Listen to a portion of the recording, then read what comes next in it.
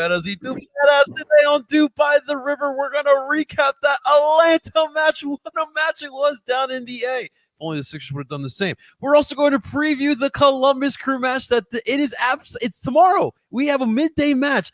Things are finally getting back to normal. We got a full capacity. We're going to bring this all to you. And don't you dare go anywhere because you do not want to miss this episode of Doop by the River. And let's get this started, guys. Dale!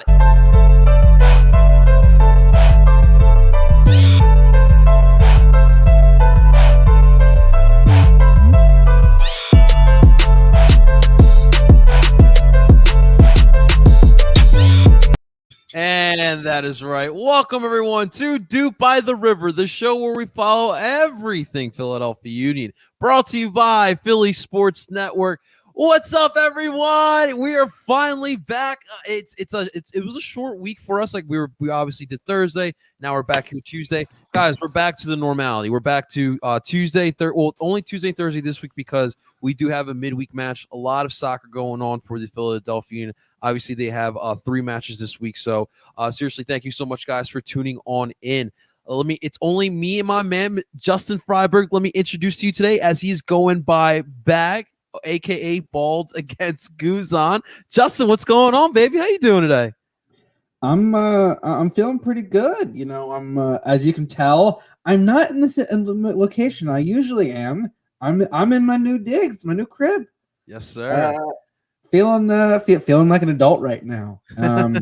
Ready to talk about another spicy Atlanta game. Ready to preview a midweek Columbus game. I mean, midweek soccer. It's nice to have that back. And who knows? We might get into some hot takes. Yeah, man. I mean, not that we don't normally, but you know, they might be a little spicier. We'll definitely be bringing all that in. We have a lot of special guests. Justin, the people want to know. You going to Chicago? Okay, listen, Heather. Heather knows especially because I was asking her a lot about getting a trip to Chicago. But yes, I will be in Chicago with Tommy, with our boy Tommy. Hey, and we're gonna be going to the White Sox game, going to the Red Stars game, and the Union game. So. How'd your kids? How'd your wives? Yeah, I'll be. Listen. Philly's taking over Chicago. Hey, we usually do. AK Gamer, what's going on? Thank you so much for tuning on in. I can't wait to see you on Thursday's episode to talk about the Fire, man. Poland plays tomorrow. I know there's 4 games. There's 2 at 12 and 2 at 3. Well, I'm sorry, AK Gaming. The Polish striker is playing in Chester tomorrow. So yeah, the best Polish striker isn't even at the Euros. So you know. Yeah, exactly how they're like that one. Hey, okay, I like that.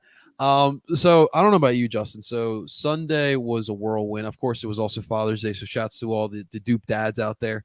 But to start it off on Sunday, it was obviously beat Atlanta Day. You know, playing Atlanta in the afternoon, playing Atlanta at night in both 2 of the 5 sports that we have here in Philadelphia. And it was, we'll get to that match, but the result happened. And then the Sixers, right? And the biggest duds of the biggest duds, losing in Game 7. We're not going to get to that game, but it's crazy because there's so much negativity around the Sixers. You know, it's, trade Ben, Joel can't get it done, Doc ain't the coach. And there's so much negativity. This is what Philadelphia wants to talk about right now.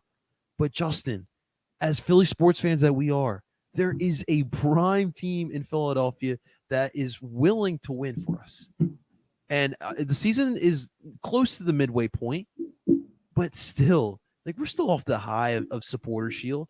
Dude, they're in semifinals of Champions League. Like the Sixers, the Phillies, the Flyers, the Eagles will never compete in a North American competition and represent Philadelphia the same way the Union are about to do in August.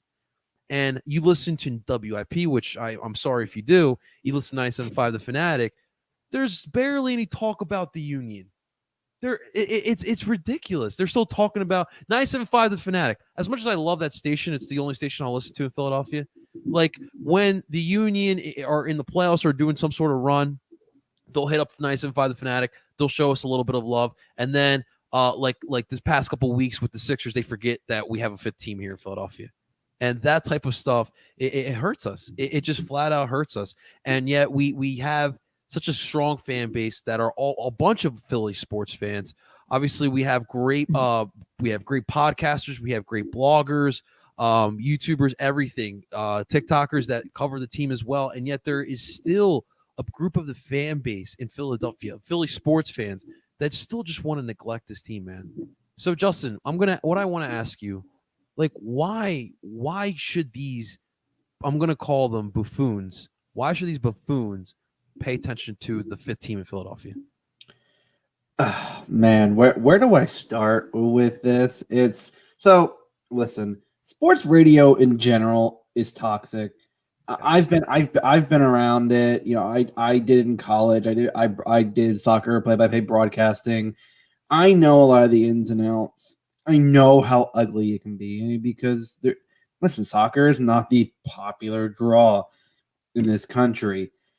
You know, heck, in this city, Preston and Steve on an MMR give more coverage to the Union, and they're a talk show. They're a morning talk show. Like They they're they broke the Rexel friendly. yeah, like they're Wrexham friendly. They have Seba on pretty regularly. They have Jim called in this week, and you know they're friends with him, and it's one of those things that you're like, wait a minute, why is this like I listen to Preston and Steve all the time. I'm like, why are they covering the Union more than a sports radio? But whatever.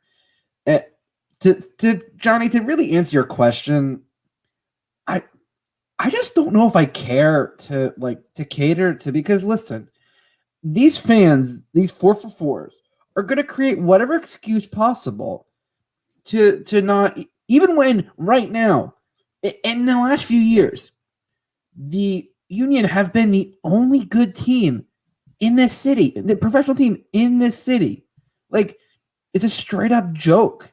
So for all these fans who were like, "Oh well, I went to London once, so I'm an Arsenal fan," it's like, why are you supporting that league? Like, don't get me wrong, I watch Manchester United. I went to Germany and I saw a team play that just got promoted to the Bundesliga. I'm a fan of them, but I would 100% say I'm a Union fan first because they're in my backyard. They're a good team, and like I just don't understand what it is. And listen, we're never going to convince these fans. So you know what? Forget about them. It's not worth our time. It's not worth the effort to go through and try to convince these fans when it's there's confirmation bias. The idea that they're going to find something that's going to confirm whatever bias they have against soccer. So it's not worth the time to confirm these bahoons. Now, if someone legitimately wants to learn, like our They should guest, listen to Duke by the River. yeah, like our guest will be showing up later, I have no problem helping to instruct someone and teach someone about the rules of soccer and how things are. Because I'm not someone who's like, no, you can't watch our sport. No one wants gatekeepers in fandom. I've always been of the mindset, if someone wants to understand the sport and they want to watch the sport, I will gladly show them all the best parts. Obviously, you're going to tell them, listen, there's ugly parts to every sport, but I'm going to tell them what makes this sport so amazing. I mean, the thrill of watching a last minute equalizer, a late win, the horrors of a last second defeat. Like, soccer is one of those sports where it's 90 minutes, but you go through so many highs and lows. It's insane. People are like, oh, 90 minutes, it's so long, it's so boring. They're just passing it around. It's like Only the shortest time of all of them. yeah, like it's like 90 minutes. You honestly, there's times where I'll look up at the clock and it's halfway through, the first half, and I'm like this was really quick. Now there's some games where it's ugly. There's games that ain't pretty, and you're like, okay, man, this half is going on forever. And then there's just one moment just. I don't think that matters though, because you still get like Philly fans who like, listen, I love all the sports, but I'm sorry, baseball is by far the most boring sports. So of them all. So you can't tell me that, oh, soccer's boring, that's why I don't watch it. Dude, you watch baseball, okay? And if you watch 6 hours of baseball, you can watch a 2 hour soccer game, my man. And there's just so much going on around the field. But that's not the argument here. What we're both trying to get at here, ladies and gentlemen, the Union are the only team in Philadelphia that are giving you consistent play since the Eagles Super Bowl run in 2017. And right now, they're giving you another run in Champions League. I know it's different. I know you're not used to a continental tournament like Champions League, but dude, it's so much freaking fun. And you're about to watch the Union play in what is Yankee Stadium of North America, or Fenway Park, whatever you want to call it, Lambeau Field, and the Union are going to play in there. I'd say in a comparison, it's so a lot of people are college football fans. It's like the Rose Bowl. It is that iconic of a stadium in soccer. It is the equivalent of what was historic Crew Stadium in Columbus. An iconic place that has so much history, so much tension, and oh, by the way, it's up in elevation, so it's like playing at Mile High. There's so much history ingrained with that, the struggles of the U.S. national team going to the Azteca. Like, as a U.S. soccer fan growing up, it was always traveling there was always a nightmare, and you were hoping for a draw, and it was rare to win. And Heather's right; it's akin to Wembley. There are in every continent there is an iconic stadium. I know down in, I believe in Brazil it's the Maracanã. Okay. Like, there are certain stadiums that are just there is so much history. It's a rich tapestry, Very nostalgic of iconic soccer moments that you just go, wow, this means a lot. Like, this means a lot to clearly a lot of people. And I think that if other sports fans can't understand the gravity that is that situation, then it's not really worth the time. Like, to me, it's just, you know what? Forget it. I'm going to focus on the fans that, one, I know are interested, and two, fans that may be interested. Right. Because clearly there's a group of people that, you know what, they're not going to care. So why should I waste my time if you're not going to even bother?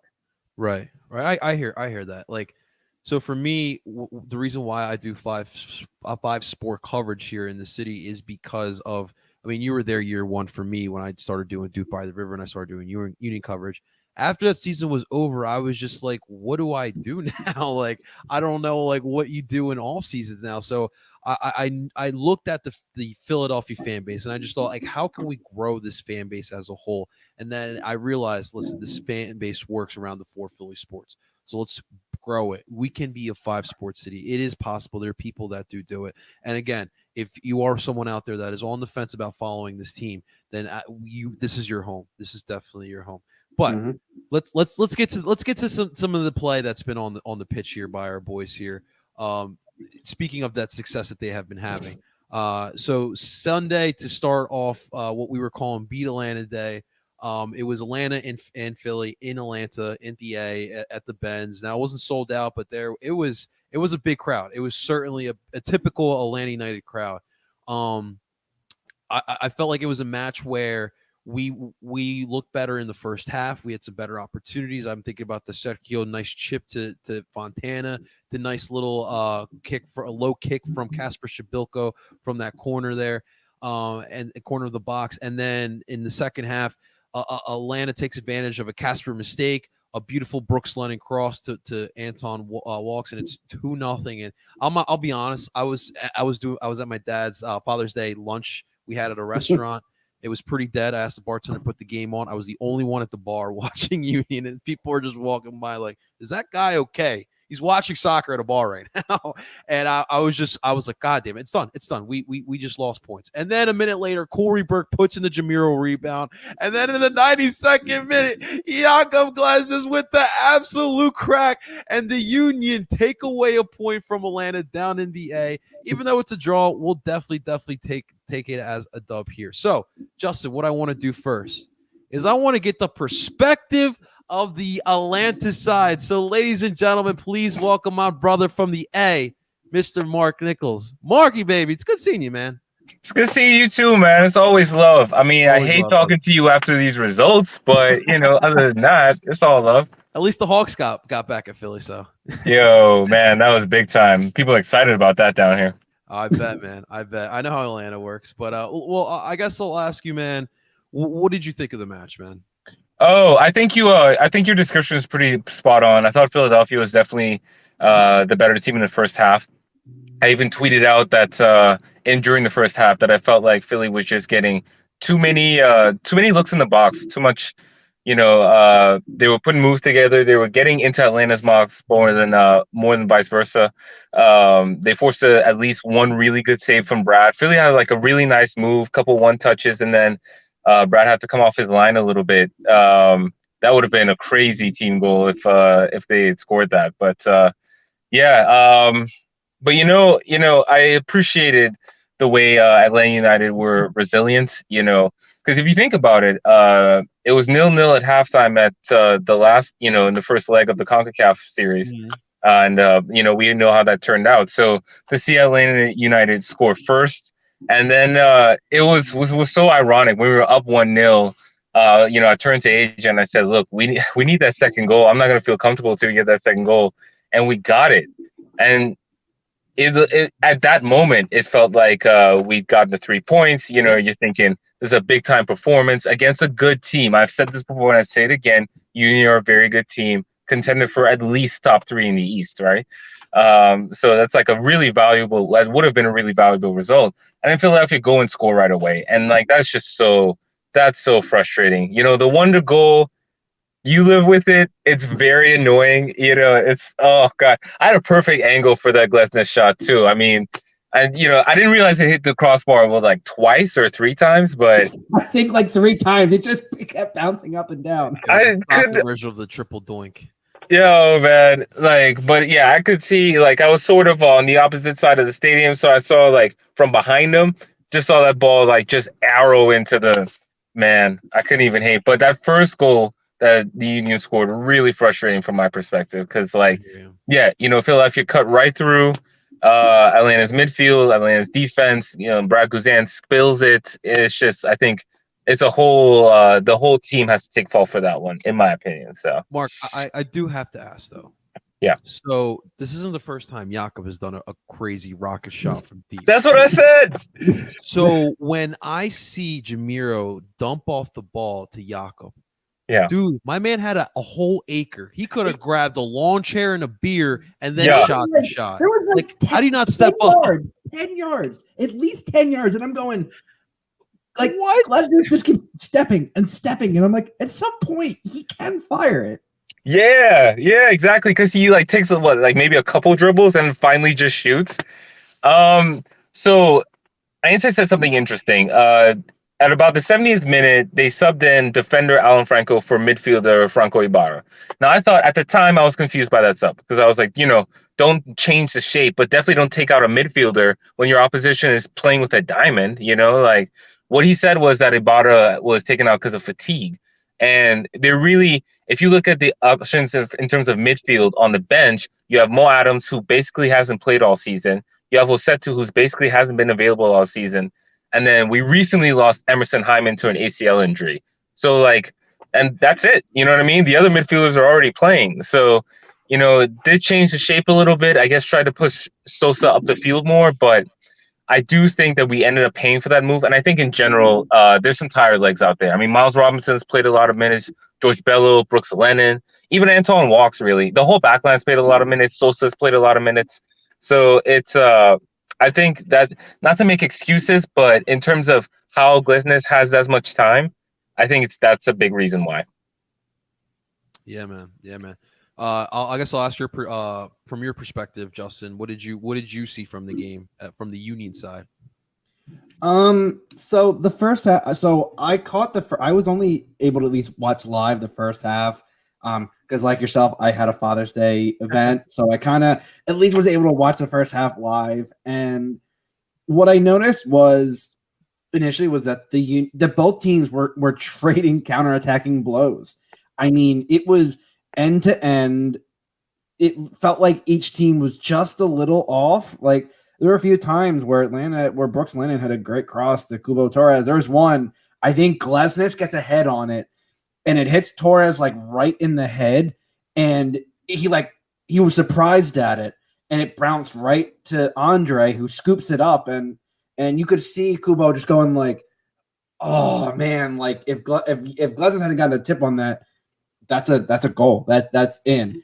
And then you have that 1-2 and Fontana. Oh, man, I so wish she had put that away. That was a perfect 1-2 combination. Yeah, man. And it goes in. If it goes in, that changes that whole first half. I think it was very back and forth, and I think that could have set up a way more explosive second half. And that second half was already really explosive.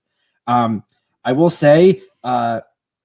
Interesting note was Gabriel Heinze once again gets a yellow card and is now suspended for Atlanta United's midweek game. I can count maybe on one hand the amount of times I've seen a coach suspended for yellow card accumulation.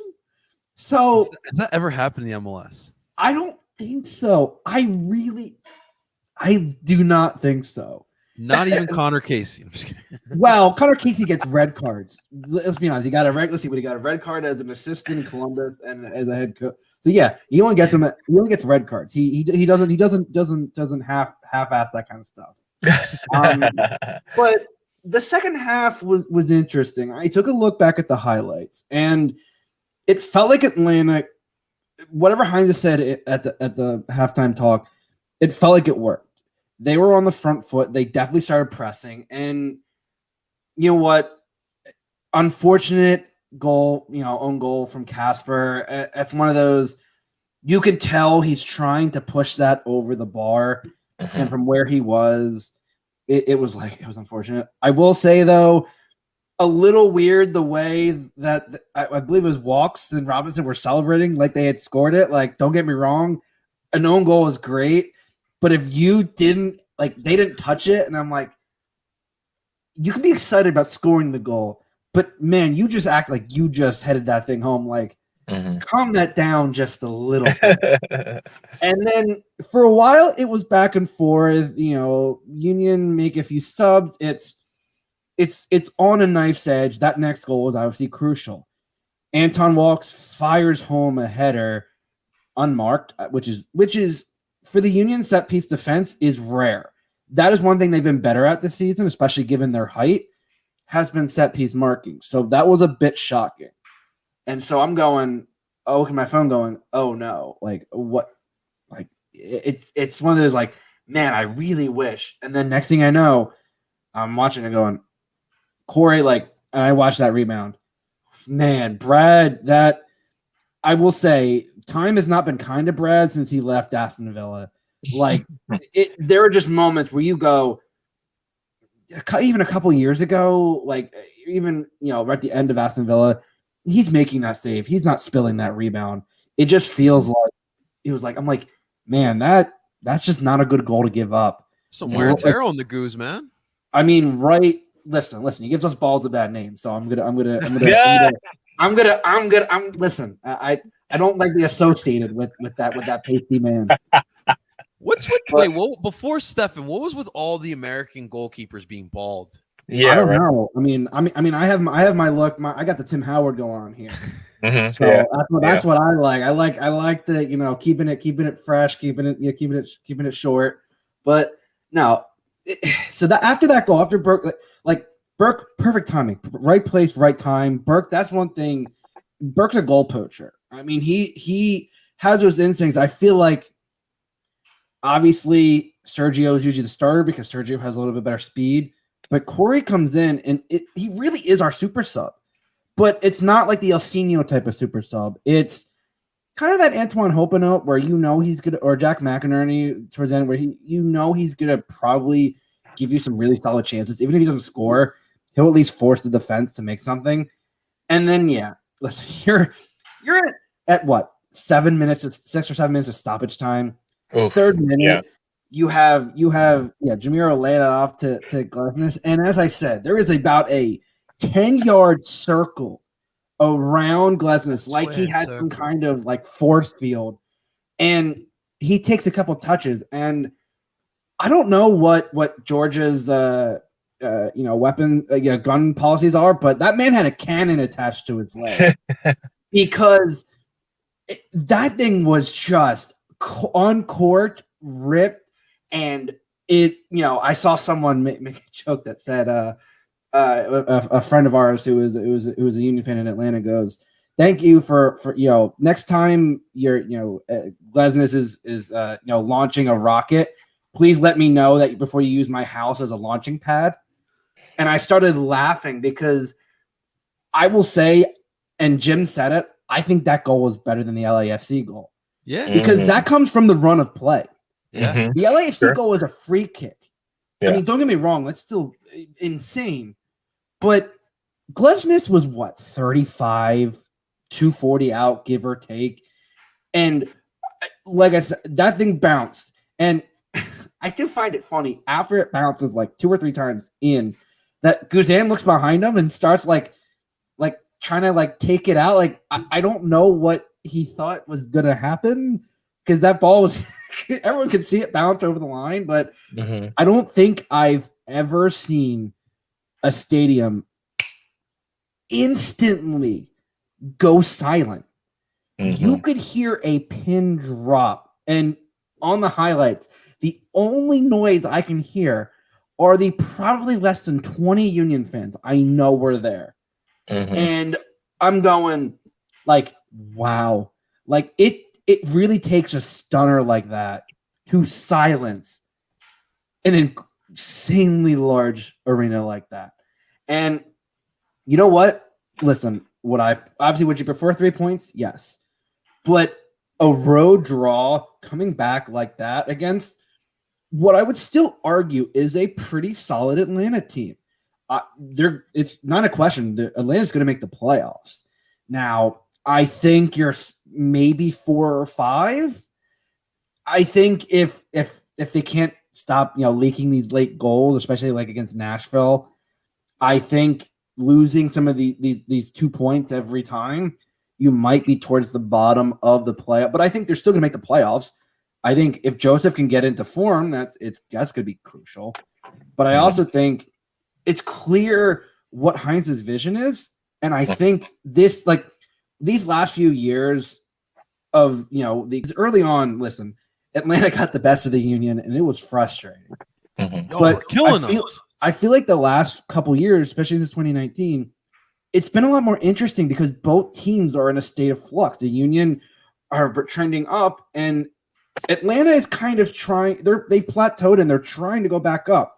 Still a quality side, but it is way more interesting. And I think it's definitely a rivalry that's starting to really feel itself out because hold on. It feels like the coaches hate each other more than the fans do.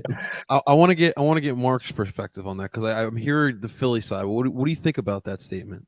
About a rivalry? Yeah. Yeah, I think there's a legitimacy to it. I mean, like the easiest way to earn respect from somebody is to beat the pants off them, And Philadelphia's done that. But no, Philadelphia's had some really good quality wins the last couple of years. I mean, of course, Philly, you remember when I was up there with you in 2019.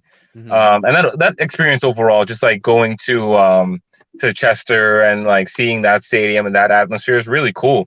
And I mean, Philadelphia put in a very credible performance that day. Obviously, I referenced the first leg of the Champions League. So I mean, yeah, I definitely think of rivalries forming. Some animosity never hurts. I love substitute teacher Jim Curtin calling somebody else an asshole. Like What that was shocking to me, but I like it. Like I'd rather have that than the same old boring platitudes between MLS coaches. So and it's funny too how they'll talk like they still respect each other, but then be like, he's wrong about this. So But petty, man. It's so yeah, funny. it's And that's the thing. Like, everyone thinks of Jim as this like laid back, reserved, and he is a genuinely nice guy. And having met him, interact with him on various occasions, Super he nice. is one of the nicest people. Mhm. But you see him like those behind the scenes videos and on the field.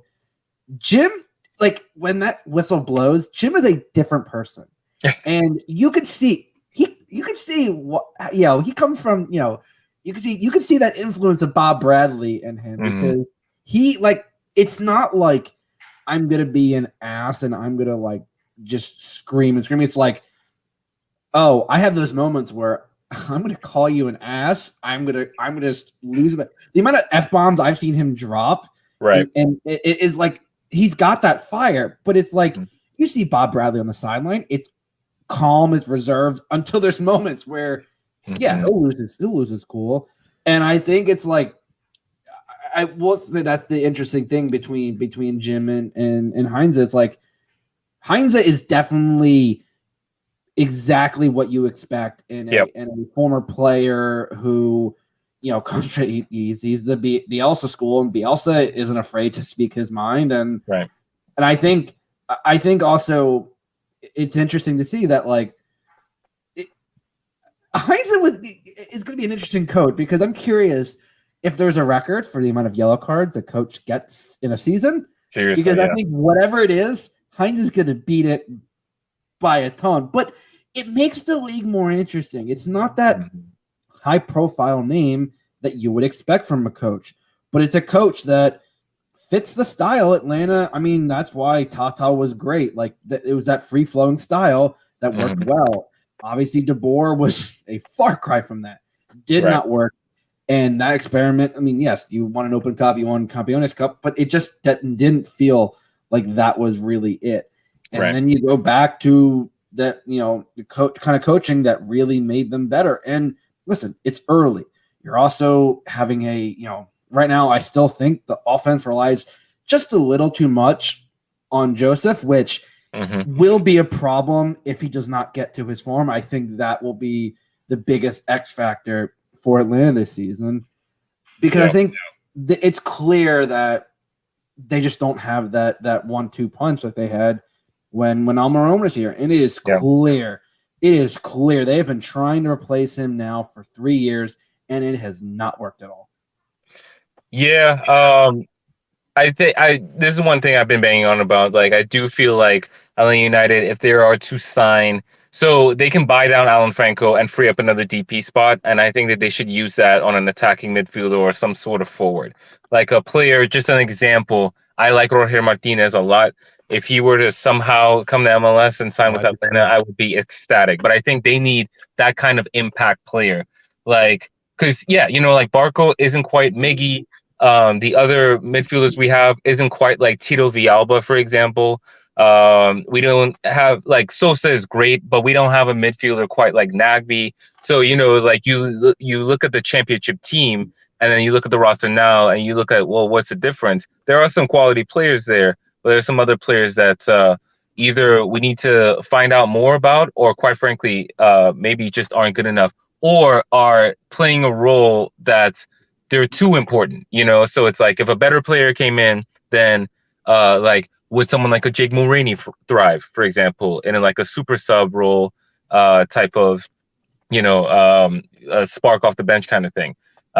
So yeah, I definitely think this team is a work in progress, to say the least, in terms of getting back to MLS Cup winning type of quality. Absolutely. Quick question before we let you go. The new kits for Atlanta. I copped one. I like it. I like the I like the color schemes. So the King Peach, our white and peach jersey, is my personal favorite, and this the Unity kit has the lettering in peach. So I like how the peach looks against the maroon. I love the idea behind it. It's really embarrassing that they misprinted the Hebrew. That's just I don't know. As someone as a Jewish kid, I found that part really funny because I'm like, there's only select people that are gonna know that's Oh, but they incorrect. pointed it out right away. It was the funny thing. Like as soon as it dropped, they were like, "Oh, that's wrong."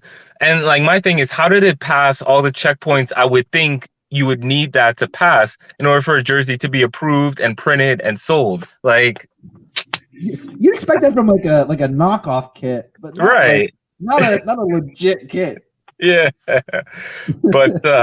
But no, I like it. I'm gonna take it to For the Culture, let them do like a name set, make it really unique, you know. Very Uh, nice. yeah, so but no, I mean I like it.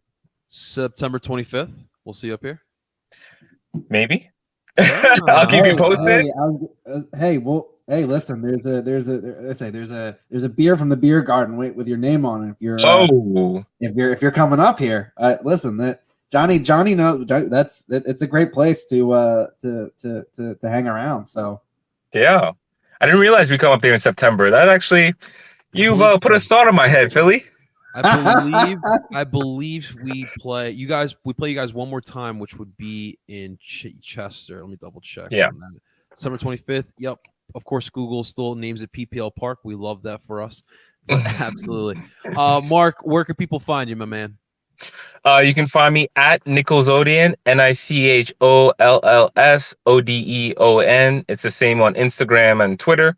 That's where I mainly stay. So Hey, come on. hey. Do us a favor, Mark. Let everyone at Atlanta Fan United TV, Atlanta United Fan TV, sorry, that we said hello and dupe. I don't know about the second part. My brother, it's always a pleasure talking to you. We'll definitely catch up later on. All right, my man. All right, peace. All right, love you, man. See you. Ladies and gentlemen, Mark Nichols. It's good talking to him, but yes, it's definitely a great point to pick up the way we did it. And Justin, we're off. We're coming back home to a full capacity. Dude, you realize the last time we had a full capacity was the magical afternoon in Chester, Pennsylvania, when we beat the Red Bull in our first ever playoff win. And this is going to be the first game back. Dude, as Liam would say, it's coming home. It's coming home. It's coming. I don't want to get to that to the atmosphere tomorrow because we're going to get to that in a little bit. But so this Columbus Crew team, right? Look, these guys are the real deal. They are one of the best teams in the Eastern Conference in the MLS. It's for a reason. They have a great style, great coach. I thought Lucas Zelarayan, that was an absolute beautiful performance in the MLS Cup playoffs last year. And this is going to be a tough challenge. Now, if you guys have not yet, I will share it here. Do yourself the favor, especially if you are a Union fan. Go check out Tim Lovinguth's article on PSN here.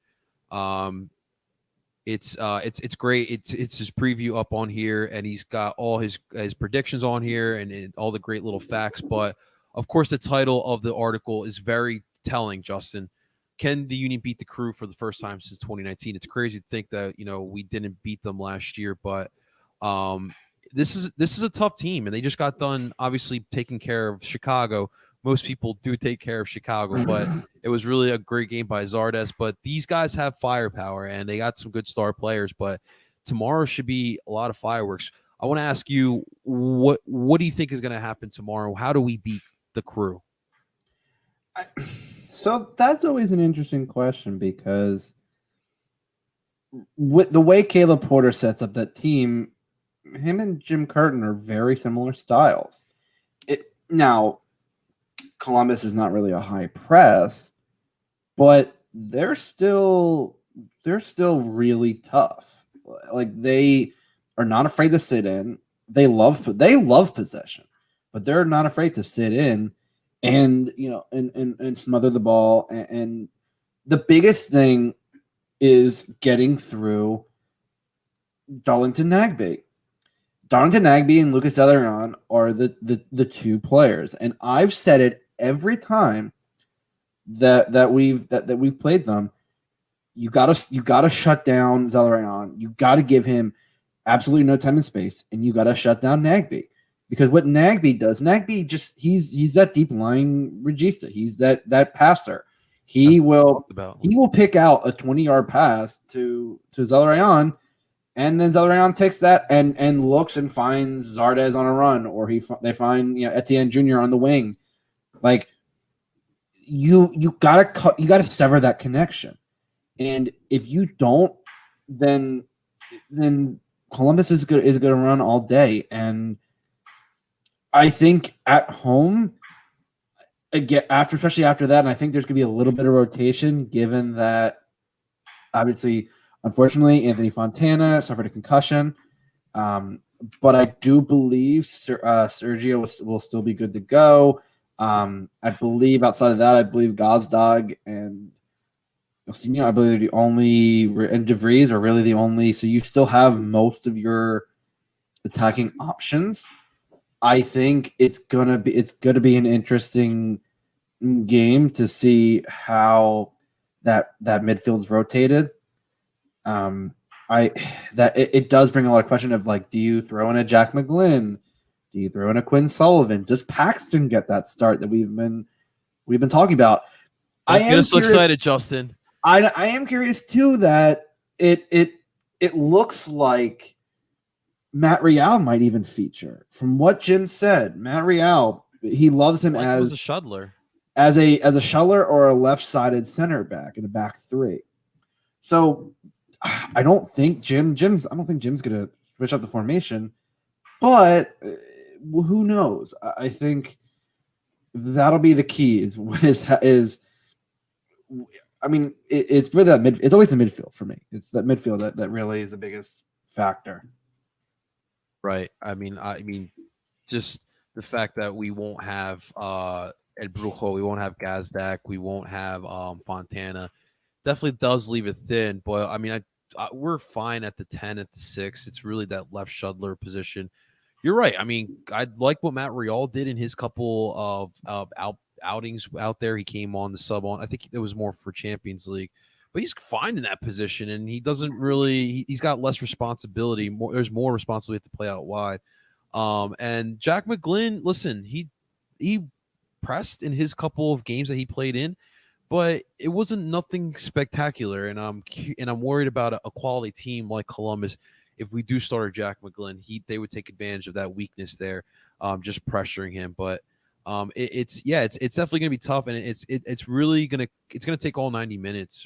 It's gonna be one of those games. It's always like that with Columbus, and we're just have to find a way to find themselves just feeling themselves a little too much. Get them into those traps. We always know when we don't dominate possession, we always find a way to get the ball back, and we always find a way to score some goals that way as well. But what do you see happening tomorrow? I don't know if there's going to be a lot of rotation, because I think that's what Chicago will be for. It's going to be a very low scoring game. These games they usually are typically, it's either going to be a 1-1 or a 2-1. If it's a victory, it's a 1 goal. There's not much separating. I want to say this will be a victory, and if so, it would. I'm even gonna go. I might be a 1-0 win. It is going to be an ugly game, and I'm not even confident in the 1-0 win. I think it could be a 0-0 draw, just because these games with Columbus, I said, are ugly. It's never pretty. It's just how they operate, and now I feel much better being at home. Yes, I think. I mean, we didn't win last year. But that's also because for some reason, we played both games at Columbus. I still don't understand that, but that is whatever. And I think it's going to be a really interesting game, because it is a battle of the midfields. It is which midfield, which creative force is going to win. And it's almost. I mean, you saw it in the first game. It's a negating effect. These teams are each other's kryptonite. It's just that's how they operate. Yeah, man. Yeah, it'll be exciting though. It'll be exciting, and the most important part, the edge that we will have, Justin, is we will have a full capacity for Oh fans my to come god, back home. I can't even believe that. Like I am so excited about it a full capacity stadium, even for a midweek game. Oh It's yeah, just like it's yeah. It has been what a year and a half since we've had any kind of full capacity, yeah. and that stadium, even for a midweek game, could be rocking. It could be. It could be. And the best part about full capacity games, Justin, we get to get great fans in the stands, like the guests we're about to bring on. Ladies and gentlemen, please welcome the lovely Devin Caney on the Dupe by the River. Devin, what's going on? Hi! Oh my God, guys, thanks for having me. Of What course, an no. entrance. That's what I Your do. It's introduction, all I about the should say. energy. It's Of all course. about the energy. And you bring the energy with the shirt. I love it. Oh my God, yeah. Okay. I this is like the practice jersey, right? Right, the warm up. Um, Yes. Yeah. I'm practicing. I'm warming up for tomorrow. Tomorrow I get to do the real thing. All right, so you are Dawn now a 6 for 6 fan. We gotta show respect to the Wings here. You have Oh yeah. Dawn, you have Dawn Oh, my now the 6 for 6 life. So how is the 6 for 6 life treating you? How have you been getting into the Union now? Okay, so I've always loved soccer. I used to play it. I wasn't that great at it. But like the World Cup is one of my favorite sporting events ever. Mainly the women's. Recently, just because U.S. Because it's national team. yeah, dominant. Like, Because but yeah, and I've always been intrigued by the Union, and we actually had an intern at the NLL last year who's a massive fan, and he would travel with us when we went on shoots. And I remember, I think it was the Union were playing in Seattle, and Seattle's stadium was like completely packed. I think Seattle or Portland, somewhere in the Pacific. It could be either, because both of those guys know how to show off for sure. yeah, Yeah. seriously, both stadiums are packed to the gills. Yeah, and I was like, oh my gosh, and then I knew last year the Union did really well. So especially now that the Sixers are done, I'm ready to get on board. Well, Devin, you bring up a good point there with the Sixers season being done. We started Mhm. this episode discussing the landscape of Philly sports. Like, we would love to be part of the talk of Philly sports. We Mhm. know how Philly sports do work, and there is the stigma. This can only be a 4-sport city. I did wanted to congratulate while I have you here. It was a great week you did with the Mikey Miss show. Thank you. Just seeing you on TV was so surreal. But listen, I love Mikey Miss too, and I've told you, like, I've listened to that show since I was a teenager, and there are shows like Mikey Miss, Cataldi, Gargano, you name it. Yeah. They know that they steer away from that. Yeah. Devin, can this city truly be a 5-6 sports city?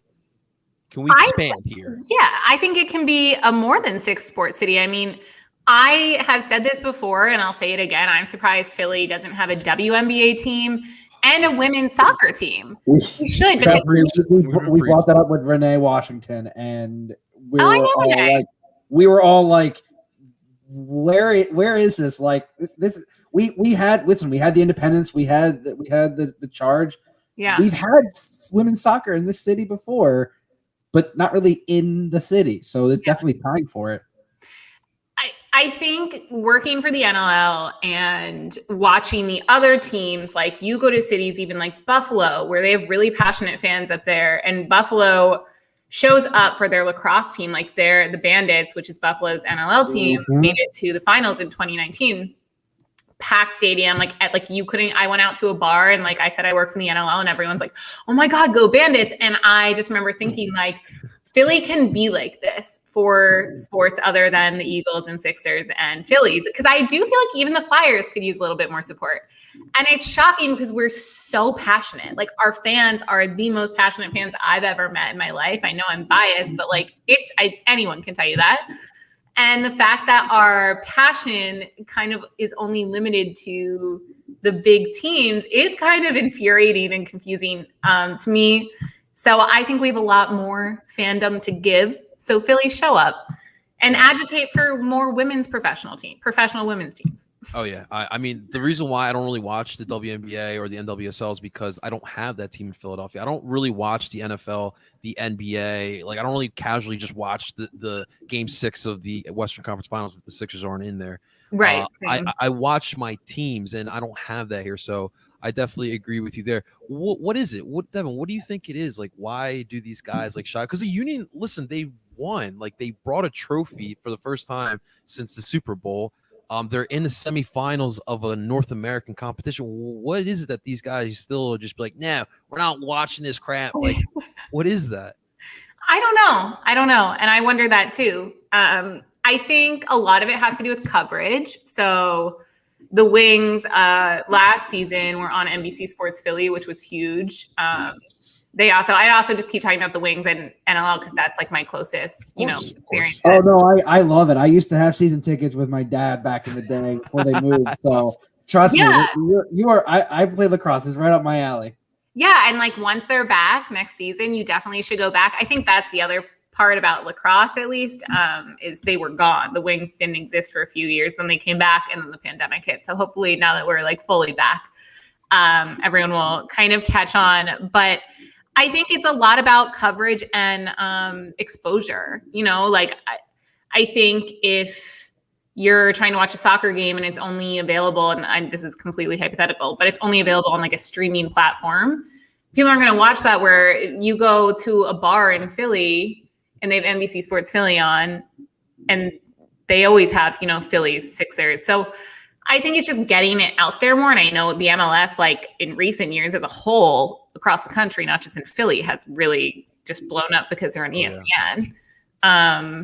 So yeah, I think there's a lot of factors that I don't want to like blame anyone in particular. I think, like you mentioned radio hosts, I think they could talk about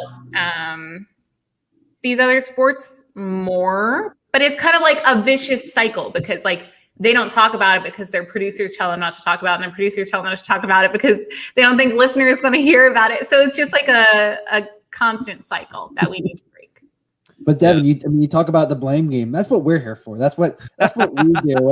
And Johnny knows my feelings about single entity and the way that this league operates under it's single entity stuff it's a whole complicated nonsense of we're all the same and we're all getting the same, and the TV rights have been awful, and the news with some and U.S. Soccer splitting their partnership, which does affect the TV rights going, I believe, not the 2026, but I believe after that. So the TV rights deals are coming up. And with the Union, you talk about coverage, they're on PHL 17. It's because it's the most affordable option for them right now. They used to be on ABC more. They used to occasionally be on NBC Sports Philly. And that's the thing. There are certain teams that get this coverage. And, Philadelphia, for all I love about this city and I love about the Union, we feel like a small market despite being one of the biggest media markets in the country. And I think that's the biggest thing is you see the popularity of, you see Serginho Dest and Christian Pulisic and Weston McKennie. You see the explosion of the youth on this men's national team. You see the women's national team bossing everybody around. I mean, let's be honest. They are the most dominant force in professional sports, and there is no second even remotely close to it. Mm-hmm. And you look at all this and go, why isn't soccer getting more coverage? Like on ESPN, the only time that I've seen the Union is either Andre Blake making a crazy save or Jakub Glesnes pulling what he did against Atlanta and, detaching his foot and, attaching Nos to it and just launching that ball into the top corner. Like it feels like it takes extraordinary moments when it's like, this is the most popular sport in the world. Well, so it's funny because I think it was over the weekend, I had ESPN on and in Atlanta, MLS game was on and their crowd was insane. And I was just like, how do we get that? Like, how should we tell her, Justin? Should we tell her about Atlanta? What? All right. So Devin, I don't know if you know, but so I probably don't know. Atlanta United share the Benz with the Falcons. Because it's the same owner. Arthur Blank is the owner of both teams. Yes. So they outsell them almost every game. Oh, Outside of handsomely. Falcons. Like they crushed Atlanta's attendance. Like The Falcons- Atlanta United set the MLS record for largest attendance when I think what was it, like 70-something thousand, like 77. and they Oh packed my that God. theater to the gills. The Falcons don't even get remotely close They're to. lucky You they talk get to 30 or 40. Like they're lucky. Yeah, if you're talking to anyone in Atlanta, Atlanta United has quickly become the most Not the popular Hawks, team right? in that. Well, yeah, right now besides the Hawks, but they've clearly become like almost number one. Wow, I didn't know that. That's Yeah. insane. So this is what's infuriating, Devin. So I went to Atlanta for 2019 for the Union match. I go down there. I'm in the Uber. They put sports radio on. They're literally talking about Atlanta United problems. They're talking. Yeah. They're previewing the Union match on a live sports station in Atlanta. You go everywhere. There's Atlanta United posters here and there. At the time, Josef Martinez was the biggest athlete in Atlanta. You see billboards of him everywhere. And I go into Philadelphia, and people don't. There's like Nothing. 60% of the city that doesn't even know who the Union are. Yeah. Yeah. and it's like that type of stuff. That's why I got into the four other sport coverage, because of that type of. Because I know how the Philly sport fan works. I know how we are. We're always looking for the winning team, and it's funny this winning team isn't getting that type of coverage. But We're the only winning team at this point. Yeah, at this point, yeah. But it's just Yeah. crazy. No, it is, and like I've wondered it so often. I think like a lot of it does, like I mentioned, come down to media rights. But I think a lot of it also comes down to Philly fans just being kind of stuck in their ways. Like we know how we are, and they don't No, that never. think about. I mean, look, we've had the same staples on radio, and I'm not saying this is a bad thing, but like Angelo Cataldi's been on the radio for so long, and I'm not saying he should go off of it, but he probably has spoken about the Union. I can't say that, but he has probably never spoken about the Union. So like, I just think I feel like it'll change probably in the next 5 to 10 years for sure. I know that's a little far away, but no, yeah. I envision that too. Like 5-10 years, like MLS will start becoming normalized. It'll like a lot of markets will be like 5 for 5 or whatever they want it to be. I mean, even cities like Detroit or Pittsburgh don't have MLS cities too, and those are strong sports. But the thing, Johnny, and then I think about that, and it's why I think Devin, you're right with that growth in the next 5 to 10 years is because it's people, it's people our age, it's the younger kids. It's soccer is becoming more prevalent because of the ability to catch YouTube highlights of Serginho Dest tricking over defenders and passing it to Messi, and Messi's a name they recognize. And you talk about Detroit doesn't have a team, but they have an NPSL team. They have lower leagues and lower league soccer. And as John knows, I love a good soccer jersey. And if it's a non-MLS team, I will gladly purchase that jersey because I believe, especially in supporting lower leagues, I think it's a crucial way to help grassroots, to help this sport grow in the country. But you look at some of these teams, like prime example, one of the biggest teams on social media in this country is Forward Madison. That is true. They're a USL League 2 team, and you're down there, and you're like their social media team is crazy. And I have their Pride kit. It was amazing. Every time they jersey, I'm like, I really got to buy that. The marketing is fantastic. That's the thing. The marketing is great, and the lower the divisions are marketing great, and that is what I think is starting to help propel this sport. That's so important. Yeah, it is starting from the bottom and working up, and I think it's helping to to fund these academies to start to really break down this pay for play structure in this country. Which, if you look at Zlatan, one of the biggest superstars in international sports, when he came to this country, he went, if I had to pay for play in soccer, I would have never made it, because it would have been impossible. And you start to see, the more that we start to tap into these other markets and it becomes more accessible, the sport will grow. And I believe in the next 5 to 10 years, soccer will overtake a bunch of sports in this country, because it is just at the precipice where it cannot stop its growth. It just is going to keep going. Yeah, no, for sure. So A couple points to that. First of all, I've said it once, I'll say it always, soccer uniforms are hands down and I don't even know if you call it uniforms, kits, whatever, are the most attractive, like looking. Like I would wear a soccer jersey over a basketball, football, hockey jersey. Because it's accessible streetwear. That's the design of it. Yeah. It can be worn regularly anywhere. And it's not, it's like a practice jersey. But also, so I don't know if you guys know this, the commissioner of the NLL, the National Lacrosse League, used to rep the Union. Yes, he had an unceremonious exit. I know. From the Union. So we all love Nick. Yeah, for what he did to help start this. He meant well. Yeah, we meant well. We will always give him that. He always meant well. That aside, I know the NLL like looks at the MLS as almost kind of like a precedent because they're both growing sports that hope to overcome, other sports that are kind of dying down, like baseball. And I think a big thing you hit the nail on the head with is grassroots marketing and getting in at like a youth level and getting like kids involved, because lacrosse is trying to do that. Like the Wings always hold clinics for kids, and like when you go to a Wings game, you look around and most of the fans are like parents with their kids, and then like younger, like millennial Gen Zs. But something that I found, I know I mentioned how Buffalo fans for lacrosse were just like really passionate. There are several other cities that have like insane fan bases and sell out their arenas all the time. And I noticed something that they do is, and I know Buffalo is different because they're all under the same Pagula ownership, so it's easier. But all of their other pro sports rep their lacrosse team. So like the Buffalo Bills, like when they're walking into the tunnel, they'll be wearing like a Bandits hat.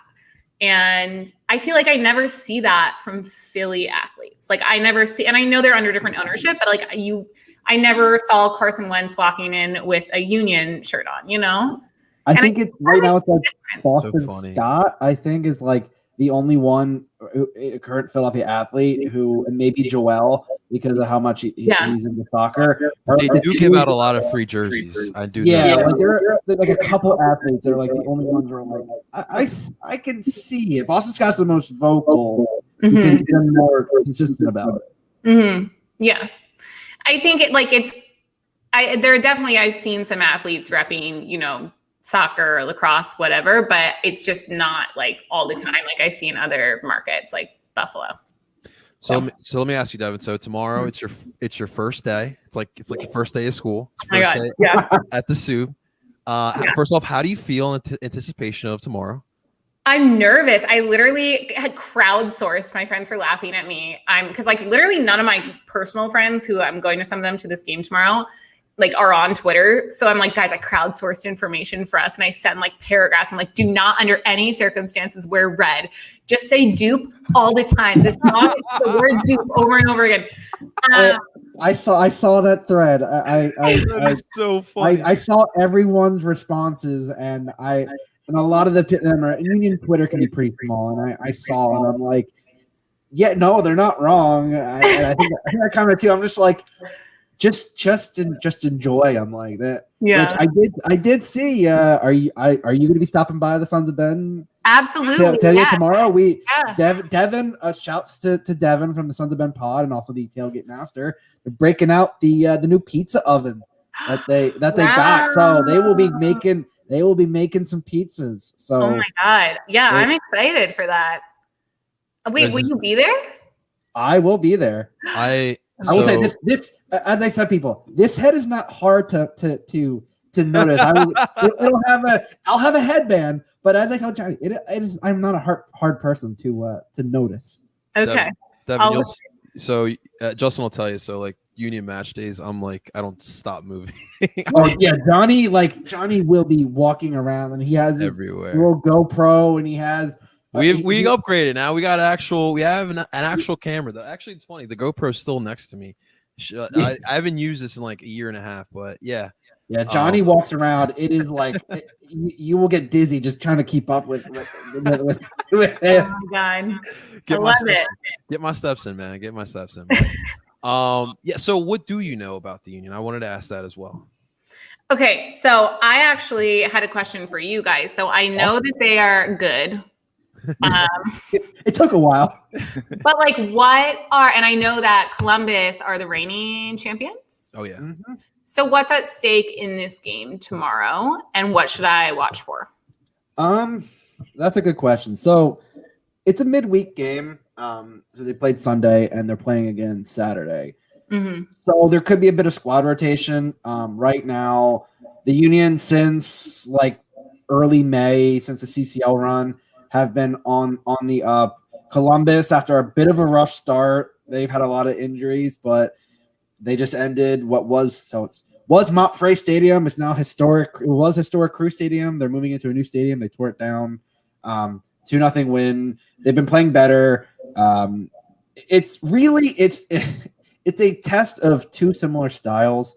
And I said it earlier. The biggest thing is whose midfield is going to dominate, because Columbus has Darlington Nagbe, arguably one of the best deep line passers in the game, and Lucas Zelarayan is just unreal. I mean, if you watch the MLS Cup final last year, if you watch his 2 free kick goals against NYCFC this year, the man just pulls, rabbits out of a hat and is unreal. And Giassi Zardes, who people know I'm not a giant fan of, but the man as a striker puts the ball in the back of the net regularly. Put the USMNT bias away, Justin. Well, yes, that is. I am showing a bit of my men's national team bias because I don't think he's a great international striker, but he's a great league striker. No, the biggest thing is going to be it's two teams that play identical. It might be a very ugly game. Your first soccer game might be. Oh no! You think they're going to lose? Well, I say ugly in terms of it's not going to be pretty soccer. Be a barn burner. Yeah, okay. it's one of those drag out, knockdown kind of fights where it's. I feel like that's how all soccer matches are. There are some. I mean, the Union play right now more of a free flowing, counterattacking style, but if they want to, they can slow a game down and they can really drag it out, and so can Columbus. Okay. And when you have two teams like that, it can make for some slow error soccer than normal. Pretty much, Devin. These are two of the top Eastern Conference teams. So it's like if the Sixers play the Bucks, in a regular season game, it's obviously going to be really exciting. Both teams want to show what they kind of have. So it's going to be a close game, and it might be a game that does come all the way down to the wire. The Union will be without Anthony Fontana, who's a local kid. He was going to show what he has because he's kind of fell out of graces a little bit because there's some new players that are coming in. So you might see some of the younger kids, that the famous homegrown kids. You might see a lot of those kids, but I really feel like they're just going to feed off of the environment. This is going to be the first full capacity game since our first playoff win in 2019. And it's going to feel different for us fans. I mean, for myself, like the whole no mask thing in a stadium, it's a little weird, obviously. But it's gonna feel right, like seeing people like Justin and people like I saw in 2019 that supported me back in those days. It'll be a day of jubilation for sure tomorrow night, and we're all definitely excited. We're ready. I'm excited to see you enjoy your first game too. I know I think is actually going to be my first full capacity sporting event without a mask or anything in over a year. I think I went to one Eagles game back last season, but it was like weird. It was like very like few people, just not great. I would just watch the Philly sports guys TikToks. Like that's very different. yeah. Okay, wait. I have a few more questions for you. Fire away. I know I'm your guest, but I'm asking you guys questions. I love it. What time do I get to the tailgate? Okay, so the tailgate. So the tailgate, it's at least on a normal day. If it was like a Saturday, they would be starting at least early 3 or 4 hours prior to game time. I think tomorrow's is going to be like 5 to 7. They usually try to wrap up about a half hour prior to kickoff. It's not a hard lot to miss. It's right across from the practice field. It's a big gravelly lot right on the river. So it's not a hard lot to miss. But yeah, 5 to 7 I think it's tomorrow. Okay. That's good because I'm trying to coordinate with my other friends and everyone because it's a Wednesday. Everyone's like, well, I have to work. Do we bring anything? Our own? Bring your own beverages. You can. Like how lit do people get at Union games? It's Philly sports, so yeah. Okay. Let's just say there's some memories. St. Patty's Day 2018 was a rough one for me. That's one I don't talk about much anymore. But no, in a midweek game, it's relatively. I mean, yeah, with the Sons of Ben lot, there is you have the trailer where they have various beers. Do we have kegs? Do we still have kegs? Yeah, they have the trailer. The trailer, it's right. They have usually, I think, at least like 4 or 5 beers on tap. They got a lot of stuff from local, basically ones that help support us. Usually, it's I think Yards and 2SP right now. Occasionally, we'll have some small local, like they had a keg of a beer from Zed's Brewing in Marlton, and that's the owners there are both Sons of Ben members, so it's always neat. Usually on a day, there's usually like cookout, there's food. Like I said, they just got the pizza oven, so that's one thing they're excited to test burgers out. and dogs. Nice. Yeah, that's usually what it is. Midweek games, midweek tailgates are always a little different, but it's honestly it's pretty laid back. Music's playing. People are just sitting around talking. It's fun. It's fun vibes. That's all we bring. It's just relaxing. I wouldn't expect too many people getting bombed on a Wednesday. On a Wednesday, no. I would say I'm gonna try to be. I'm flying out to Chicago the next morning, so I'm gonna try to be pretty reasonable. Okay. Evan, I also want to recommend definitely do the tailgate with Sons of Ben, but also do yourself the favor, check out the Larimer Brewery, which is also next to the practice field, but on the other side, kind of like when you come in. And that's been there since 2019 as well. It's a great addition to like the game day experience. Like we'd never had a bar or anything to kind of go to, especially for like the away fans. And they have I've never had a bad beer there. Like they make all the beer there in house, and it's just a great addition there. So definitely before or after, a lot of people do go after, especially if we win. So definitely do yourself a favor, check out the Larimer Brewery as well. But there's always something to do down there. Awesome. Yeah, I definitely will. I think, my last question. So the Union sent me this jersey and then like an actual jersey. Which one do I wear tomorrow? It's really up to you. I'm assuming the jersey they sent you was the blue one, the BY, the one with the lightning bolts. This year's away kit. It's just like navy blue.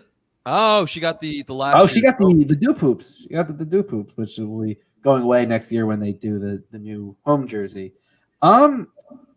Honestly, that's up to you.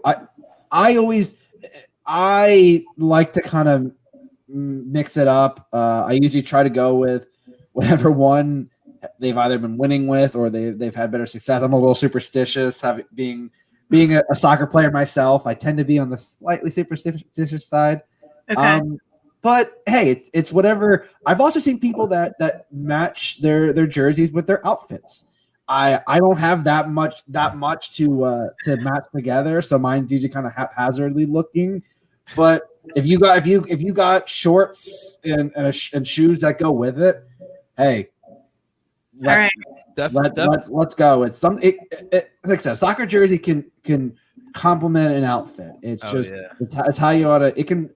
If you want to go, like I usually sometimes go all navy blue, and it's a real solid look. Some people go bright as all heck, and it's whatever you feel comfortable with. That's what I tell people. You do you. Okay, good. You know me. I already have an outfit picked out. I have the old outfits picked out in my head. So, but definitely dress comfy.